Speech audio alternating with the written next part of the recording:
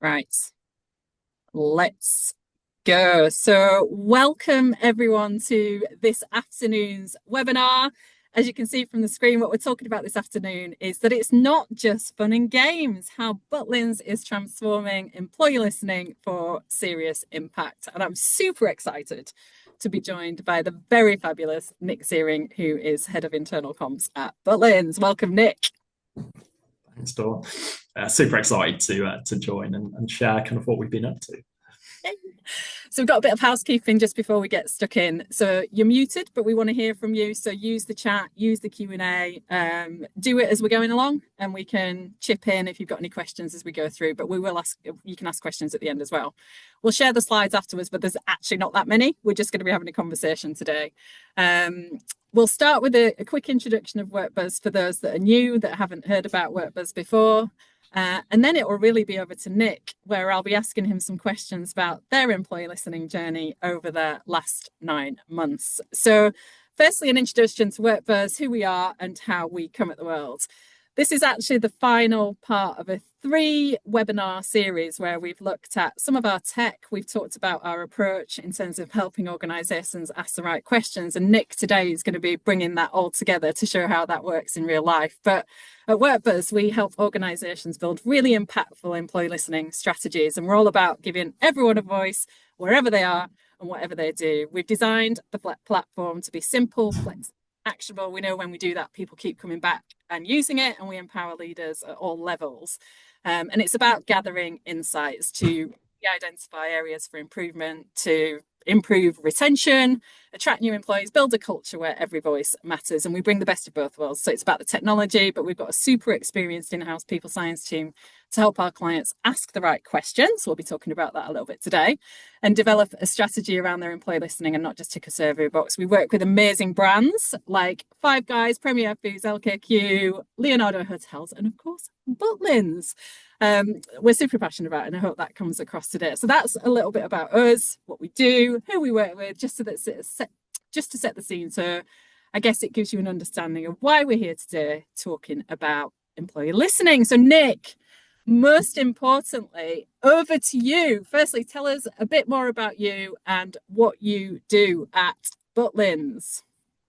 Hi, everyone. So, yeah, I as Dawn said, kind of head up internal comms. So, been with the business just over 4 years. I joined the business as resorts were opening from COVID, and we've been on quite a journey over the last few years. But an amazing brand. I think what I love about working at Butlins is just our job is to create smiles. That fundamentally, people are here to have a great time, come on holiday, come away with the family, come away with their mates, and our job is to give them the best possible time. So, yeah, as head of internal comms, I look after kind of all our internal comms channels, our kind of big events, conferences, all that kind of stuff. But also within my role, look after the employee listening program as well. So we have been on a journey over the last kind of 12 months of really looking at how we can do things better. How can we get more insight, better insight from our team, and ultimately just drive a better experience? Because that's fundamentally what we want for our team, give our teams a great experience, they'll give our guests a great experience. So yeah, in a nutshell, kind of get involved in lots, but a big project we've been working on is with Dawn and the team on how do we really drive a better listening culture at Butlins. And let's just make this a bit all about Butlins. So I'm going to open a quick poll, and I'm going to ask the audience, have you ever visited a Butlins resort? So if you can just respond to the poll, look at that, quick answers. There's a no on there. Wow, some marketing to be done there, Nick. So I'm going to end the poll in a second and I'll share the results. But 75% of our listeners have visited a Butlins resort. Brilliant. I'd like to see that. That's awesome. So chuck it in the chat. Tell us a great experience that you've had at Butlins. Was it a big weekender? Was it a trip with your family? Tell us where it was. Tell us what you did. Tell us a story. It'll make Nick smile, I'm sure, as we head into the rest of it. But we at WorkBuzz got very excited from the first conversation we had with Butlins, and it was really funny. We went out to all of our work buzzers and asked the same question: who's been to Butlins? Share any photos, share any stories.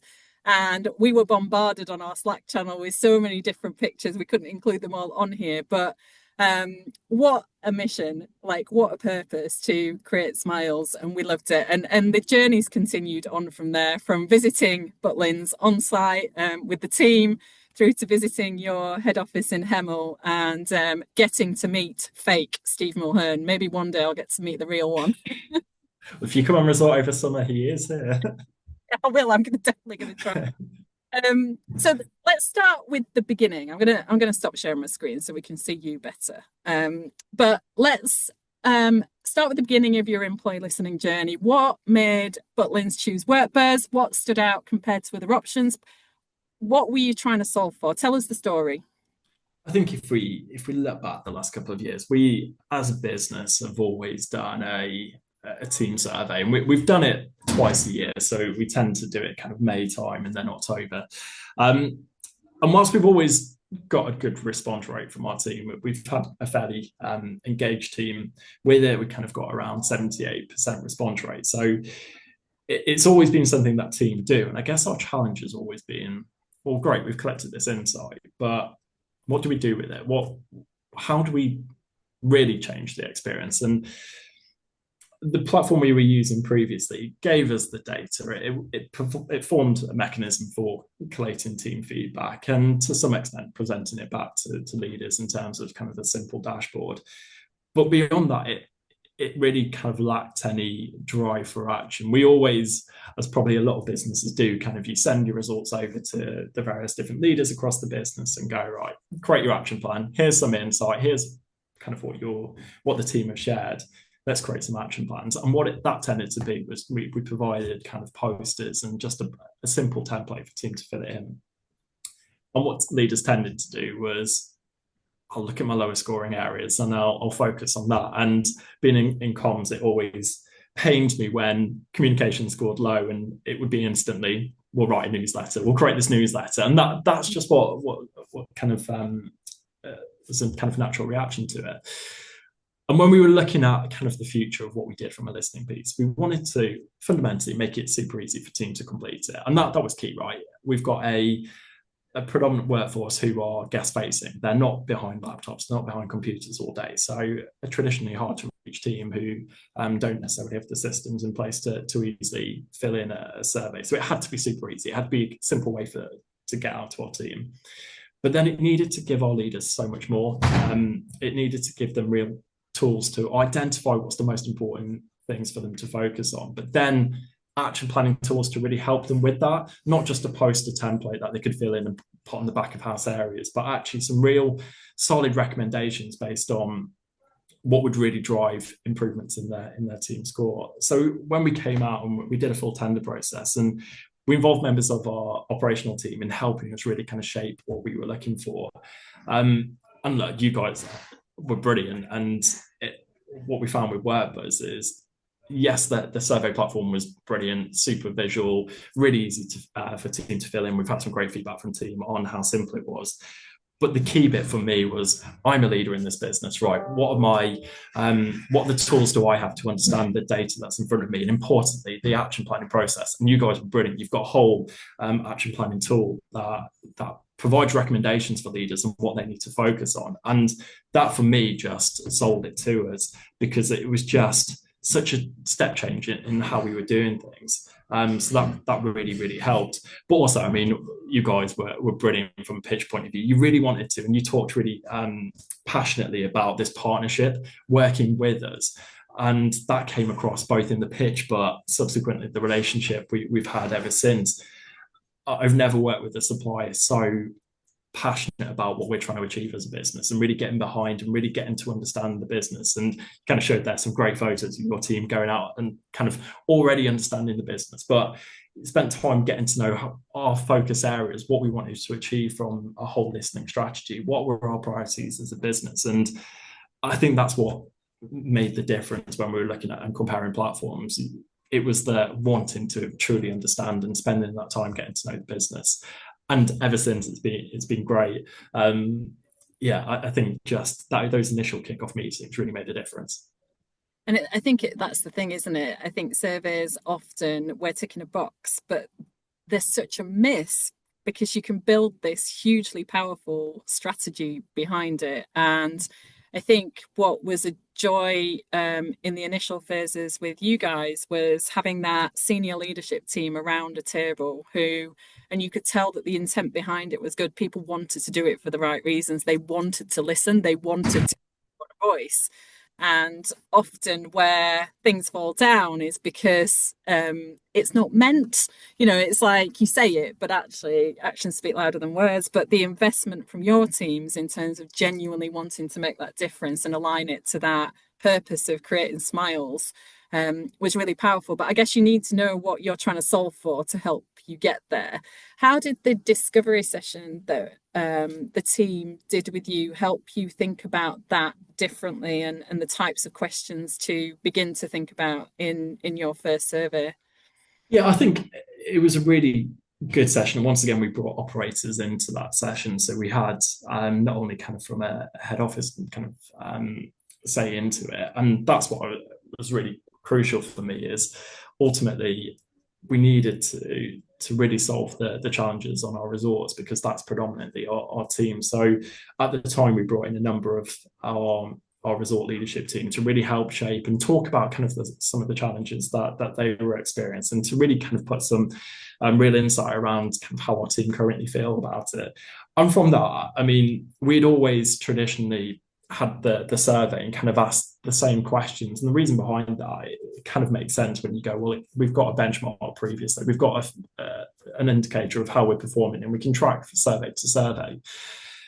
And that was okay, but it kind of lacked the depth and the kind of, as a business, one of the big focuses we've spent over the last 12 months is really upskilling our leadership team on things like leadership behaviors and driving accountability. And working with the team from WorkBuzz, we were able to kind of come out with a question set that was really shaped around some of our core business challenges, but done in a way that was engaging. And I think one of the most powerful questions we ask within the survey, or there's two questions, and this came from the recommendations in the back of that session when we talked about the importance of leadership behaviours, was what does my leader do a great job of at the moment?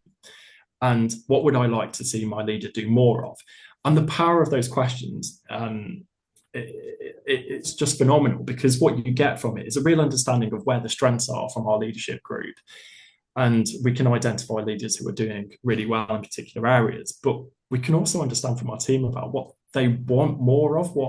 And it's not a case of, if you're a leader looking into your dashboard and seeing those questions, sometimes when questions can be phrased, what am I good at? What am I bad at? That's quite a personal thing. But when we're asking questions around what would you like to see me do more of, that's so much more important for a leader in terms of their own learning and development and understanding what difference they can make. So yeah, the session was incredible because it just gave us a different lens, a different perspective on how we could do things differently and how we can ask different questions to really gain a greater insight in terms of what we can do differently to improve our team's experience, but also tackling the areas that are strategically a real priority. And we talk about within the business around the importance of multi-skilling our team, giving them more skills, developing them, enabling them to work across multiple departments.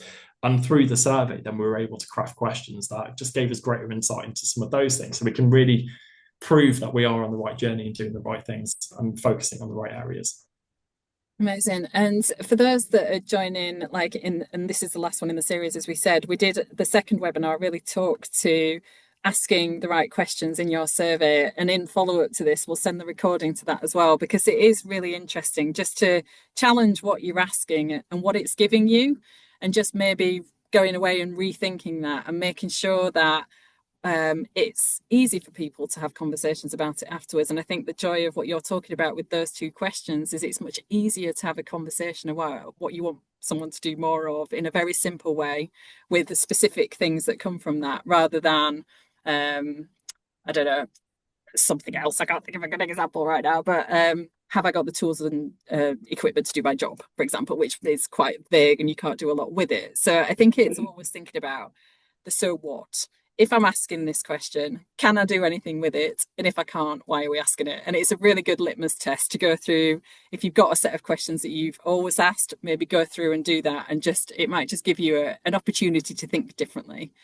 I think just to add to that point, I think you guys kind of recommended some nice questions to kind of just get people thinking as well. And one of the things I remember us talking about was sometimes when you talk about kind of action plans and you do that kind of follow up and you do listening sessions, and we always encourage our leaders after every survey to hold a more in-depth listening session. And the reason behind that is, we can share the results and meaningful results at a local level, but also we can delve into the detail a bit more around some of the themes, because ultimately a survey will tell you so much, but there's often a lot more conversations that need to be had after.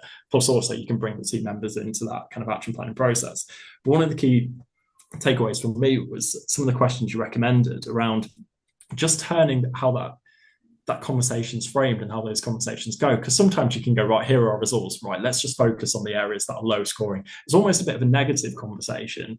Although you are talking about improvements, it's often kind of focusing on the negative aspects of it.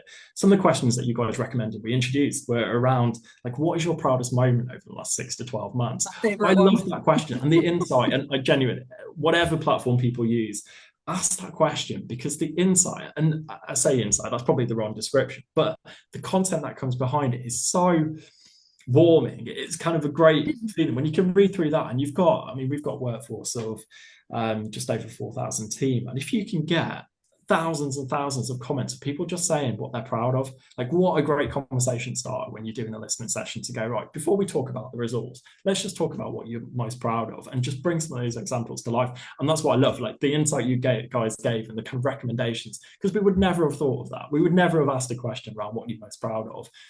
And yet when you see the comments come through, it just puts a smile on your face. It was just brilliant. Well, it's funny because CEOs love it, because it changes the way that you communicate, like you said, after a survey closes, because it's not just about response rates and engagement scores. I always say it brings the humanness, and I do never know if it's a word or not, but it just brings... We'll take it. It brings the human into the way that and it really sets the intent to say, we're doing this, we genuinely want to listen. And then for managers who you give access to the dashboards, if they're having a bad day, log in, read the stories, look at what makes people feel proud, and remind yourself that we all have bad days, but actually it's like a smile file. It really is. I'm claiming that. That's my smile file. Yeah, I love that question too, Becky. It's one of my favourite ones. It lands so well with everybody. Oh, and I've just seen that Jackie Bunce, I met Stephen Mulhern on my last visit. He loved my daughter's glasses, made her day. Love that. There you go. Hopefully Stephen Mulhern remembers your daughter's glasses. Right. So once you chosen Workbuzz, we're working. What did you do to make sure it landed well with your leaders? You've touched a bit on that, but what worked particularly well in getting their buy-in?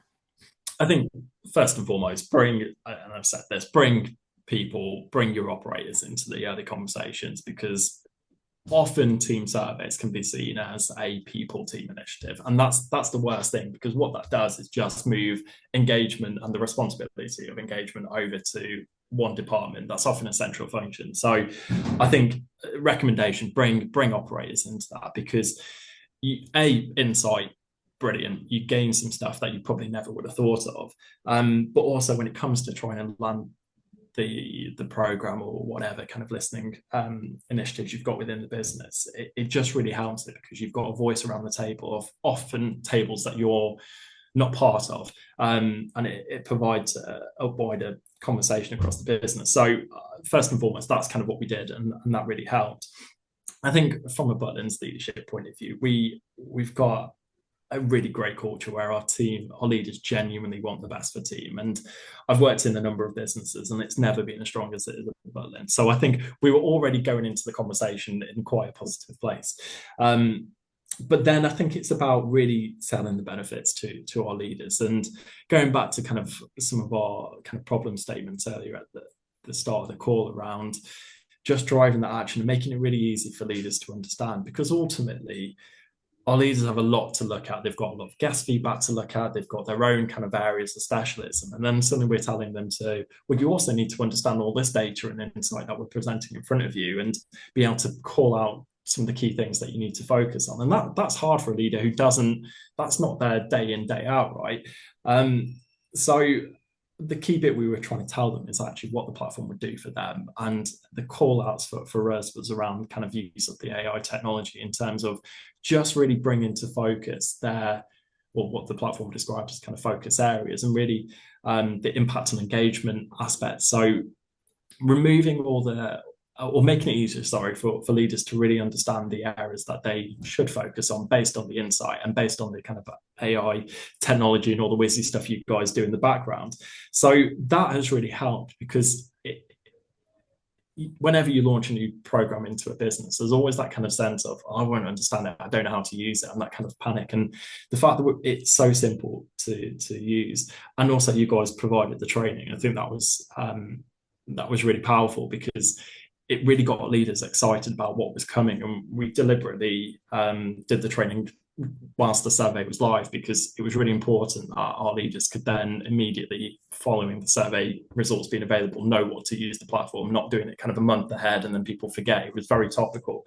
And there was just genuine excitement about it, and people just really itching to use the platform. So yeah, I think kind of key takeaway for me is just really bring in operators early if you can, and then try and plan your kind of training and engagement with them, so it's really meaningful and timely, so that they're able to kind of utilize the platform soon after, and it doesn't feel like a big delay.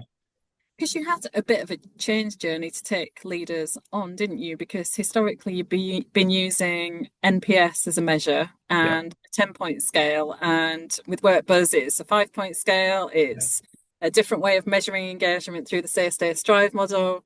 There was some initial trepidation from the CEO around this transition.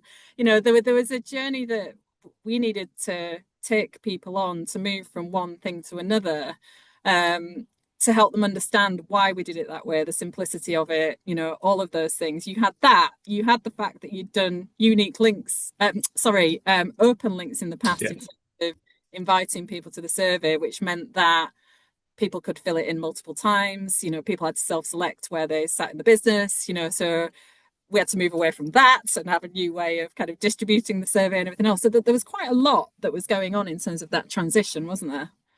Yeah, loads. And I think that point around a key change in measure, I think learnings for me is really ahead of big changes like that, just make sure we've communicated and over communicated, and we kind of talked about some of those changes but perhaps hadn't reinforced it and kind of given the full story behind it. But once we did, people bought into it and really understood it, and the rationale for engagement is great. It gives you such a better score than your kind of traditional ENPS, which has its purpose and kind of served as well when we were using it. But the focus on engagement has certainly just help leaders give them a better kind of overall picture of how our team are feeling and their experience. So yeah, look, we went through a number of changes, and there's things that upon reflection we could have done better and we could have communicated more. But generally, I think because of how the platform works and what leaders have got out of it, it's really landed quite well. Amazing. So talk us through how you communicated with your teams, like on the ground in the build up to the survey launch, with your comms hat on, like, you care so much about this stuff. How did you engage with your front line, really, those people that are out there entertaining, doing their thing, making their difference, creating those smiles? I think get it everywhere. I think whatever channel, we've got a number of different channels as to most businesses, but just put it everywhere, because not every channel will hit every individual, and it's so important. And you can go old school with this, and sometimes in this kind of tech world of technology, we're kind of like, we'll just use a digital channel and actually just a poster in the back of house area that kind of explains what's going on, or at least a countdown to it. So yeah, we threw it everywhere, as many places as we could. It was also really important, one of the key bits we were really keen for this survey, because she kind of explained on, we've moved away from a open link where anyone could have just scanned the QR code and then they could fill it in, and that caused challenges because it meant people could fill it in multiple times, to a very kind of closed, you had a unique code and you had to input that. Initially, we had a bit of a challenge around that because suddenly, the moment someone has to input a code or something personal to them, there's that sense of, well, they'll know what I've said, and this kind of real worry around confidentiality. And that came up a few times. And the key bit we were trying to, throughout the comms, ahead of it and during it, just reaffirm with team the importance of the I can't say the word confident. I'll say confidentiality because I'm not even going to try that word. Yeah, I'm not going to. So yeah, just trying to really tell that story. And I produced videos and kind of talked it through. Our leadership team shared messages with their team around how confidential it was. We used the content. So Joel within the WorkBuzz team has a video around the confidentiality promise. And we just tried to get that out as much as possible and just reassure team. And where we did have real kind of pushback from a few people, what was great is I could go to Joel, who was working with us really closely, and he would go away and collect more insight or be able to just share more information. Or what I love most was, let me have a conversation with them. And he offered on a number of occasions to say, if there is someone who's genuinely concerned, let me talk to them. And I think that's brilliant. And we've never had that support. And so that's what's great. It does feel like a partnership. So yeah, from a comms point of view, like everywhere. And also the important bit, and as a business, we will get better about with this, is talk about the kind of, you said we did. What has happened on the back of the last survey? And we're guilty of this at times. Often, and a lot of businesses will do the same.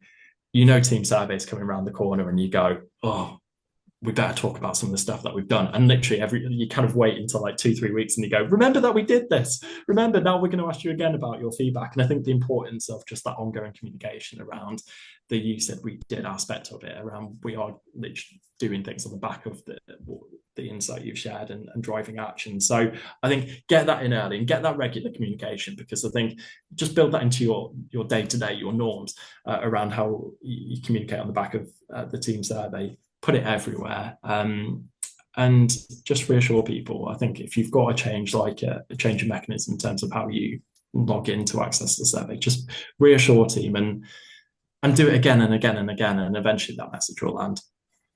Love it. What's been the initial feedback from, let's start with like generally, what have you heard? Any themes, surprises, stories that really stood out? I think for me was, I was in the office on the day the results were due to come out, and like, it seems silly saying it, but it genuinely felt like results day at school. Like it was just a really weird vibe. I kind of went in the office and there was a number of leaders going, when's it coming out? Can I see it yet? When's it coming out? Can you give me any insight? And like this real excitement. And we'd never had that before.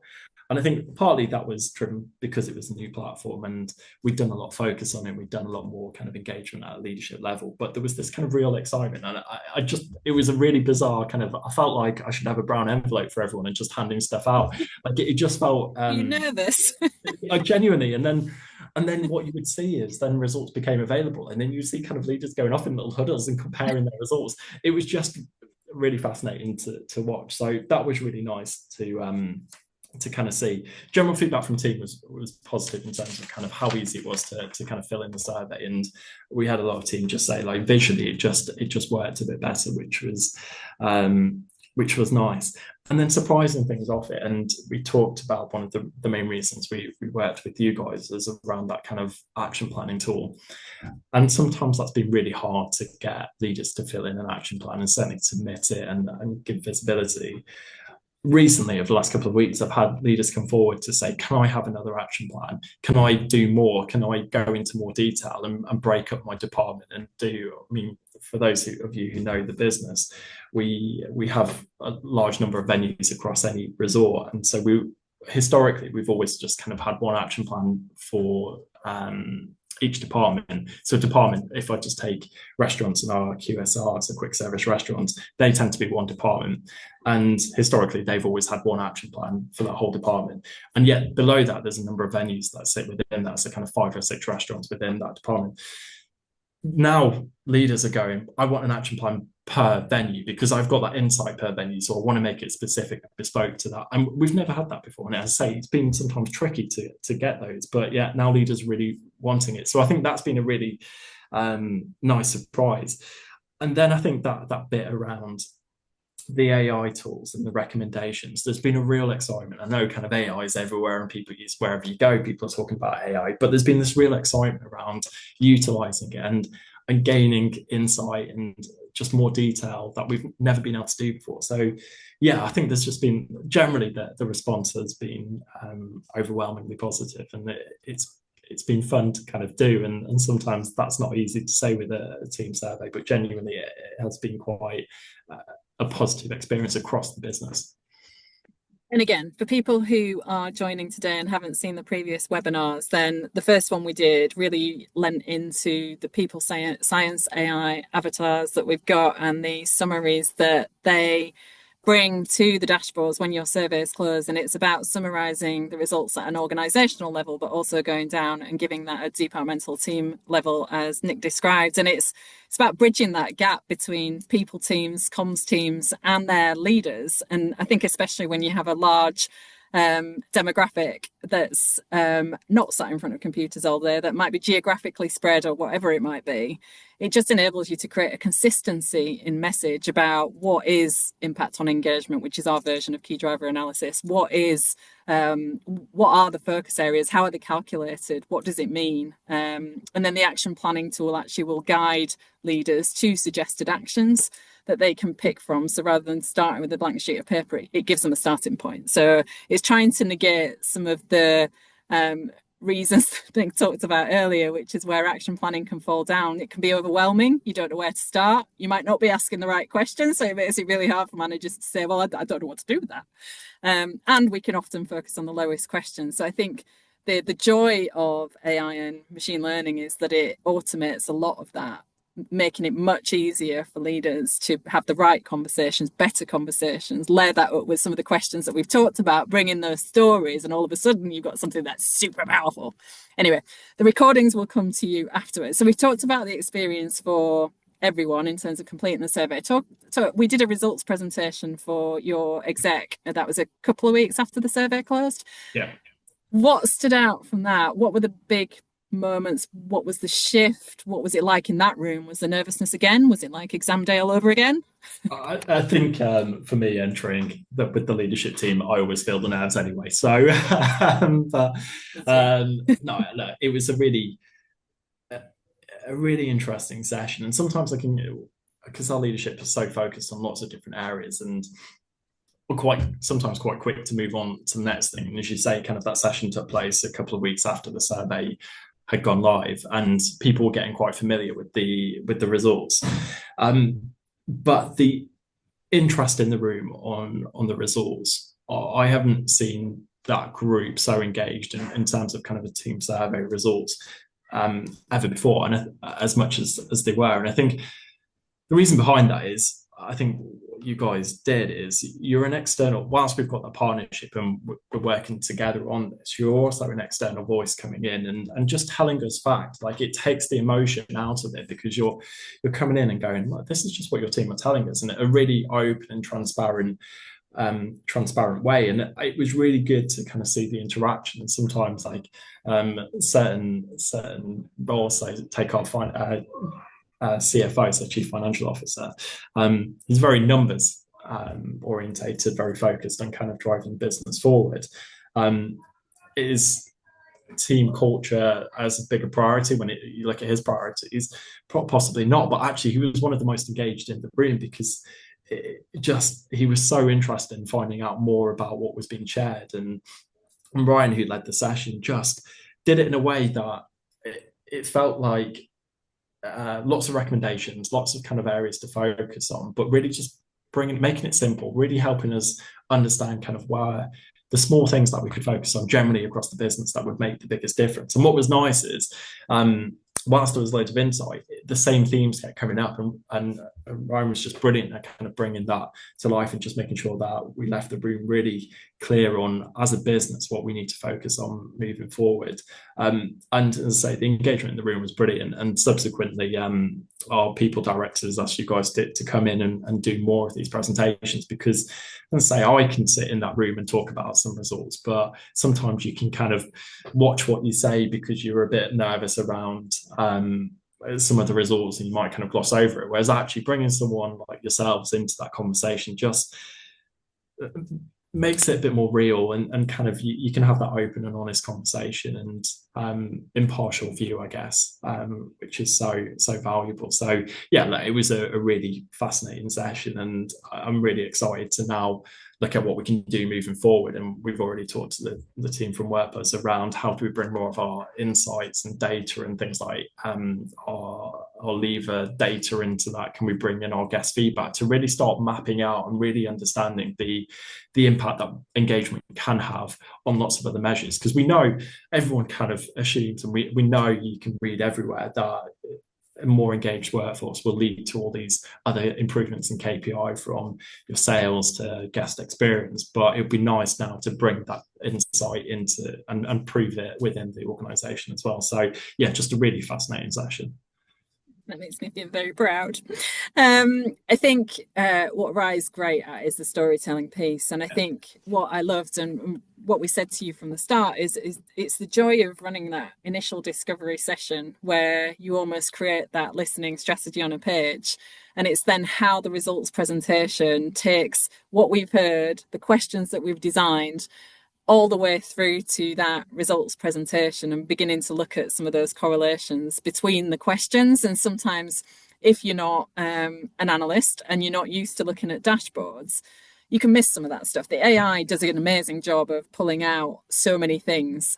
But I think it's just the storytelling aspect of having a real human being in front of those leaders where they can ask questions, where they can dig deeper, where they can understand where that information comes from and what we're hearing externally, right? And you know, the themes that we see and how consistent that is with other organizations. And so I love that it landed so well, and amazing. I didn't realize that they'd gone on and done other ones as well. That's brilliant. Is there anything else like that you would, if you were to give one piece of advice to anyone on this call who is thinking about doing employee listening differently, where do you start? I think key bit for me is what do you want to get from it? And I think you can ask surveys day in, day out, right? But it's what you do with that insight. And I think just having a clear plan around what that follow-up looks like, because, and it was really interesting going back to kind of some of the discovery that and that insight session. One of the bits of feedback I had from the leadership team was around the response rate. And whilst we've had historically really strong response rate, around, say, kind of 78% mark, the response rate this time wasn't as high. And look, we're cool around that as a business, and say that it's a change journey, and there was a team who were a bit resistant because the confidentiality element, the bit you talked about, Dawn, in terms of team previously could have filled it in multiple times and therefore it skewed the results. So at least we knew categorically that we had a correct response rate, which is really good. But some of the insight that came from it, and we asked Ryan to look at, why do we think there was a reduced response rate this time around compared to what we've done before? But importantly, what can we do about it, and how can we drive response rates moving forward? And he did some great analysis of it, and he basically looked at the top 10 most engaged teams, top 10 highest response rate departments, and compared it to the lowest 10 response rates, and pulled it against the question around, I believe that the organization is going to do something on the back of this survey. And for the top 10 response rate, I'm struggling with my words there, top 10 departments with the highest response rate, their answer to the question was around 82 for, I believe the organization will do something on the back of it. Take that to the lowest 10, and it was 22. And it shows the importance, and this is kind of what I'd recommend to everyone around that action bit. Team won't believe in the survey. Team won't take part in the survey if you're not going to do anything on the back of it. And therefore, having a tool, and this is why we pick you guys, that action planning tool and that follow-up, and being able to really drive meaningful local actions that are sometimes simple, right? The action planning tool that you guys have has a number of recommended actions, but they're not groundbreaking stuff. Like if I look at the wellbeing action plan, one of the key actions on it is just remind team around the existing well-being support that's within the organization. It's not telling leaders to create a load of new stuff. It's just just a handy reminder. Look, you've got some great tools within the organization. Just talk to your team about them. And that's what I think is the most powerful thing. I think whatever you do from a listening strategy point of view, make sure you're clear around what the follow-up is. And then comms hat on, make sure you're communicating that, because often that can happen as well, and that can fall down. You've done the insight, you've created great action plans, you've done the action, but then you forget to tell team about it. And I think as long as you've got that full loop where you're constantly going out, you're constantly saying, right, here's what we're working on, here's what we've done on the back of what you said, I think that's the most important thing that anyone can do. And I think you also did the leadership journey piece really well in terms of taking leaders on that journey, getting them involved from the start, getting them involved in that discovery session, whether they were physically there or whether it was through a questionnaire that could fill in beforehand. But it meant that voices from across Butlins felt part of it. And I think there's that sense of belonging that comes from that, because then they feel part of the experience. And so when the survey comes out, it's like, well, I don't know anything about that. It's they own it. There's an accountability piece there as well. Because I said that kind of point earlier around, often it can be people team own engagement, people team own the listening piece, and you want to move away from that, because that's that accountability piece. If that's how the organization sees engagement, then it's never going to turn the dial. You're never going to see change across the organization, because everyone has to own it. Every leader within the organization has to own engagement, because that's where things are going to change. So absolutely, your point there around just bringing those leaders in and helping them feel part of that journey really helps them, that ownership bit, when it does come to doing stuff on the back of it. Yeah, but set them up for success as well. Give them questions in there that make it easier to share the positive. And that's why the action planning tool that we have also focuses on areas to celebrate. It's not just about what needs improving, because I think, often when we talk about surveys, and you said this earlier as well, it's like there is a negative twist on it, but there doesn't have to be. It's about a blend. It's about a balance. It's about genuinely showing that you care and that you are going to listen. And there's so many things that you can do, but I think, start with the end in mind. What are you trying to achieve with it? Really take people on that journey, include people from the start, close the loop afterwards by, getting those results back, doing that deeper dive, looking at those correlations, and look at how it enables you to make data-driven decisions. Simple, amazing. Right? Amazing. Right. Well, we're done on our bit. We want to hear from you. Does anyone have any questions that they would like to ask of Nick while we have him? Any aha moments that you've picked up yourselves? Any learnings? Any experiences? Any questions? Chuck them in the chat, and we'll chat amongst ourselves. Maybe we just wowed people into quietness. That could be it. Oh, hang on, we've got one in the Q&A. What communications do you do for co-workers after to share the results? So I think a variety of stuff. Once again, I think taking into account, we've got a predominantly front-facing, guest-facing workforce. So lots of different ways we can do it. We post results kind of centrally, kind of around what the organization's done overall, and kind of key messages from the leadership team, and that's kind of cascaded along. One of the key bits we were really keen to do is those listening sessions, because ultimately you've got your team in front of you, and we provided a bit of a guide for kind of hosting a listening session, going through kind of the key scores within that department.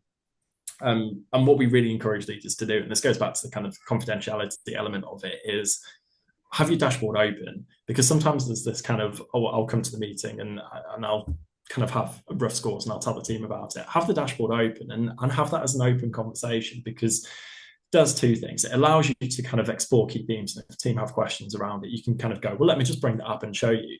But going back to that confidentiality element of it, there was a concern amongst a select population across the organization who were really worried about what a leader would see and whether they'd be able to kind of be identified from it. And by having the dashboard open, you can just show and go, look, here's the scores, here's what I've got visibility on. You can see I can't see names, I can't see who said what, I can't see any of that kind of stuff. So yeah, so we did that, and then we constantly talk about it, right? So I'm on resort today. We've just had our town hall event, so we host those before kind of big peak breaks. So we're just about to go into our summer, and we keep the conversation alive. So today we've just launched on the back of Team Survey a whole new kind of reward program, and we bring in those stats. So for instance, today we've said things like a third of our team have said they would like more recognition from their leaders in the last Team Survey. You said we did, and we've actioned that. So I think you could do it at the start and you could do loads of stuff, but then it goes quiet, and that's where we need to as a business get better, right? Is just keeping that conversation alive and reminding the team throughout. And if there is an action 3-4 months down the line to go, you told us back in May this, so we've done this now. So I think it's an ongoing thing. I think, yes, get your results out there, get people sharing them, make it local, make it specific, but then keep that conversation alive following it. Yeah. And there's always the option again to do other surveys, right, throughout the year to layer that up when you don't have to go out to everyone, but you can do an on-demand poll, for example, and go to a resort or go to a team or go to a department if you wanted to get additional insights. But really good question. Thank you. Judith asks, how many questions did you ask in the survey? Good question. I can't for the life of me remember exactly the number. I think it wasn't long. It was longer than we've done before, and partly because we've added additional questions. It was a new platform. I want to say something about 18 questions. Like, it wasn't a mammoth survey, because sometimes historically when you've done long engagement surveys you can have 40-50 questions. I think it was around kind of 18 to maybe about 24-25 questions. We also asked additional questions depending on where that team member sat. So we've got, I think I mentioned earlier, kind of our team member plus role, which is multi-skilled. So we were keen to gain additional insight from that population. So yeah, I think kind of 24 questions max. Yeah. And do you have employees who do not have any IT access? And if so, how did you ensure that they had their say? Great question. Thanks, Judith. Yeah, majority of our team don't. And things like Microsoft licenses, so kind of the majority of our team don't have kind of things like Butlins email address, etc. So, but we were able to go directly, give every team member the access because the survey's web-based, right? So all they needed to do was scan the QR code on the posters that we promoted. We gave leaders messages that they can share within their comms channel. We put it everywhere, so any kind of in-person event, there'll be a QR code on screen, scan it, etc. So everyone, because it's web-based, everyone can access it. And then all they needed to do was input a unique, whatever it's called, kind of a kiosk code, which for us was the team member's date of birth and then their first and last initial, which meant they had a unique thing, but didn't need things like an email address to access the platform. Hopefully that answered that, Judith. And Samantha asked, do your managers have access to dashboards while the survey is open or just at the end? So something we've done before is we have been able, previous provider, we were able to kind of access some of the results as it went along. Workbuzz don't do that. And you know what? That's great, because you don't need to, whilst the survey is live, because that can often be a distraction. And it was nice turning around to leaders and going, no, you don't need your results yet. Focus on results. Focus on the response rate. Focus on getting more insight from your team. So the only insight we got as the survey was live was the response rate, broken down by whatever structure you've put into WordBuzz from your department setup. So no, in short, no, we couldn't access it. And that's what led to this kind of results day, because it was nice then suddenly everyone kind of accessing it at the same time. I got insight, I got the results kind of midnight once the survey closed. I'm not going to lie. You were that person. You were that person who logged in. 1:05 in the morning. However, for the majority of the team, they didn't get it until kind of midday the next day.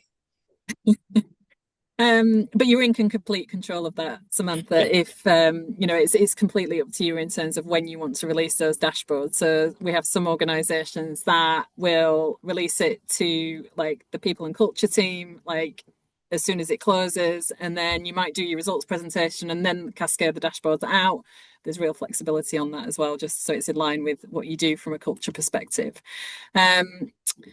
Oh, this is a good one. How can charities transform their employee listening? Have you worked for a charity? You worked at Virgin Care, didn't you? Was Virgin Care? So, but before Virgin Care, I worked at Rainbow Trust.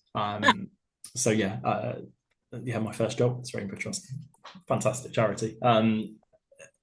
Yeah, I think any organisation can use this. I think understanding the team in front of you, your team, or even in the case of a charity where there's often lots of volunteers as well. I think it's so important because ultimately you want to understand what their experiences of working within that organisation or volunteering within the organisation are. So I think, yeah, wherever you've got a workforce, I highly recommend you do have some sort of listening strategy. And that might not be as vast. That might just be a simple, let's have a listening session, let's just talk about kind of how we feel. But I think it's so important if you are looking to improve, and as I said earlier, there's stats to create a great experience for your team. It will have a knock-on effect on whether that's customers or whether in terms of charity, maybe the groups that you're supporting. But we can always make our workforce's experience better. And I think you can only do that by understanding what their challenges are at the moment, what the opportunities are. So yeah, I'd recommend any organisation to do it.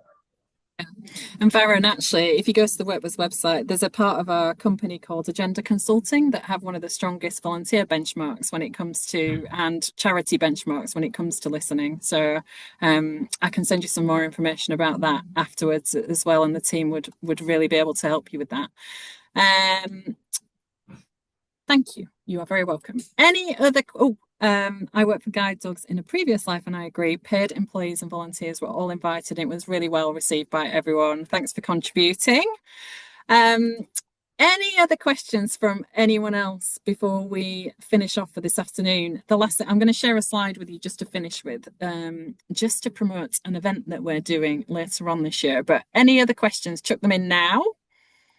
Otherwise, I will share my screen back and I will show you me again. No, you don't want to see that. But I just wanted to do a little bit of a plug for an annual event that we do every year in London.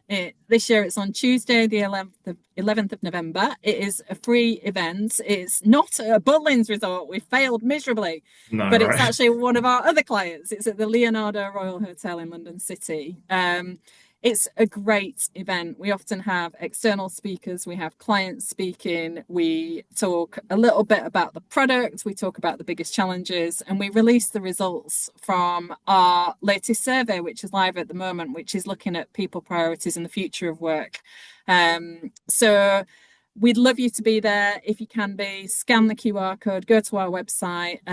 It's a great event. It's lots of fun. I'm going to be trying to convince Nick to get on the stage and be part of the event too. So you can leave that with me for next time. But just wanted to say a massive thank you to Nick for joining us this afternoon. As you can tell, he's so passionate about what he does, and what a purpose to create smiles. Like I always said to Nick, I've got a future job at Butlins inside me, I think.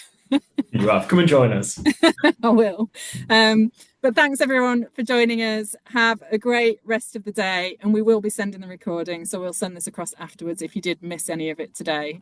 So massive thank you from myself and Nick. Have a great afternoon. Bye. Thanks everyone. Bye-bye.